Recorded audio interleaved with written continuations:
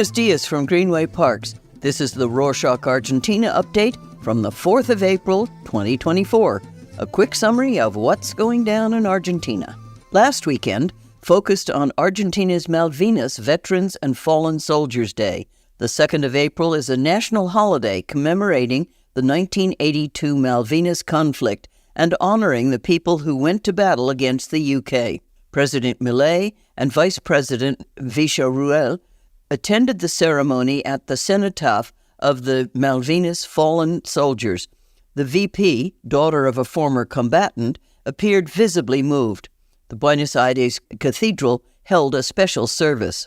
In a politically charged speech commemorating the conflict's 42nd anniversary, President Milei reaffirmed Argentina's sovereignty claim over the Malvinas Islands, promising a clear roadmap to return them to Argentine hands. Milei criticized past administrations for failing to make progress on the issue. While acknowledging the importance of political leadership, he stressed the fundamental role of the armed forces and urged a renewed respect for their contribution.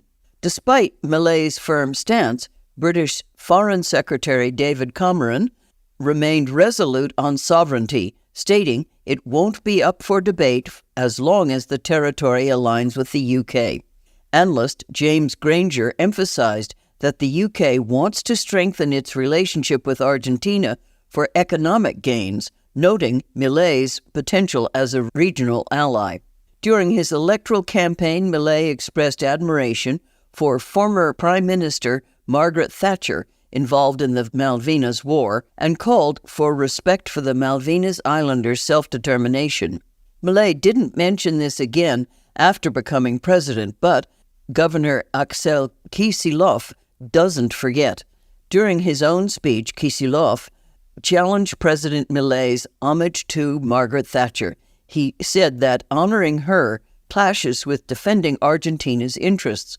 The governor condemned Thatcher's actions during the conflict, highlighting the need for consistent sovereignty efforts beyond symbolic gestures. On a related note, a quarrel now moves to the environmental sector. A company wants to explore the islands for gold. The Argentine government and environmental activists condemned the move, citing violations of UN resolutions. Environmentalists warn of irreversible damage, stating that the islands are a wildlife haven with penguins, seals, and special bogs that soak up carbon dioxide. The company says they're environmentally conscious and will use the latest technology to avoid damage. No matter how much anger this has caused, Argentina stresses they want to settle the issue peacefully. Moving on to economics. President Milei set a timeline for one of his boldest economic proposals, dollarization. In a recent interview, he revealed that dollarizing the economy might not happen before next year's midterm elections, but it's still a priority. He advocates for a free competition of currencies and acknowledges the U.S. dollar's dominance. He aims to reform the financial system and eventually close the central bank to avoid political corruption. Despite criticism and diplomatic tensions, he remains steadfast in his economic vision for Argentina. In a big win for Argentina, a U.S. judge threw out lawsuits by hedge funds who argued Argentina owed them billions. They accused Argentina of manipulating GDP calculations to evade additional payments linked to economic growth. The judge said the contracts required the funds to jump through specific hoops before suing, which they failed to do. This is a major victory for Argentina as they fight a similar case in London for billions of dollars. What is not a win is President Milei's budget cuts, which are putting the future of nuclear energy in Argentina in jeopardy. The National Commission of Atomic Energy is feeling the pinch, putting a big question mark on the future of several key projects. What's at risk? First, the construction of Argentina's very first domestically designed reactor is almost over and could be a global leader in clean energy.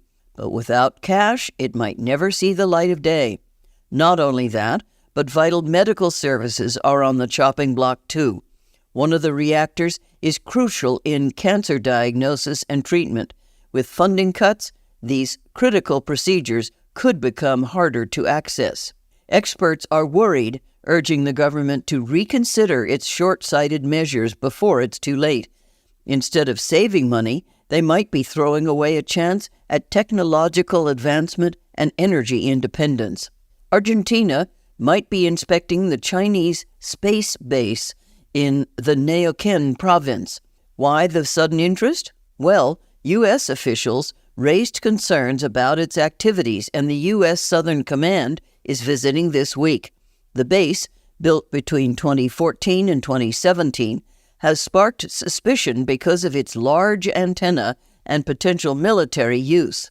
Argentina says the base is for peaceful exploration, but most importantly, the country wants to get the promised 10% cut of the space action in the 50-year lease agreement. Looks like Argentina got caught in the middle of the two world powers. Remember last week's quarrel between Colombia's President Petro and Milei? Well, Diana Mondino, Argentina's foreign minister, came to the rescue. She assures that relations with Colombia are intact, despite a flame war between the presidents. Last week, Milei called Colombia's Petro a terrorist murderer, referencing Petro's past guerrilla membership. Petro then expelled Argentina's diplomats from Colombia. Moving on, Mario Russo, the Minister of Health, broke the silence and spoke about the dengue outbreak. Recall that the dengue virus is transmitted by mosquito bites.